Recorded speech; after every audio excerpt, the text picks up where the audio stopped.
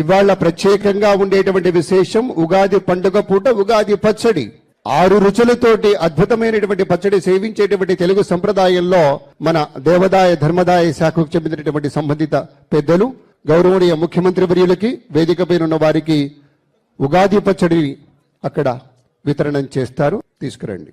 ఒక వేప పువ్వు, చింతపండు, బెల్లం, పచ్చిమామిడి, కారం, ఉప్పు అన్ని కూడా కలగలిపి వసంతకాలంలో ఇచ్చేటువంటి ప్రసాదం స్వామివారికి ముందుగా నివేదనం చేసి దాన్ని ప్రసాదంగా అందంగా మనం సేవించే తదుపరి కార్యక్రమాన్ని ప్రారంభించుకుంటాం కనుక ఆ క్రమంలోనూ విశేషంగా ఇది జరుగుతుందని మీ అందరికీ మనవి చేసుకుంటూ ప్రత్యేకమైనటువంటి రీతిలో వేదికపైనున్న ఆహుతులందరికీ కూడాను ఈ ప్రసాదాన్ని అందజేస్తూ ఉన్నారు. పచ్చడి తీసుకునేటప్పుడు ఈ ప్రసాదము శతాయుర్వజ్రదేహాయ సర్వసంపత్కరాయ చ సర్వారిష్ట వినాశాయ నింబకం దళభక్షణం.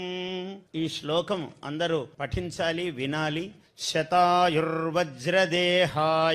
సర్వసంపత్కరాయ చ సర్వారిష్ట వినాశాయ నింబకం దళభక్షణం.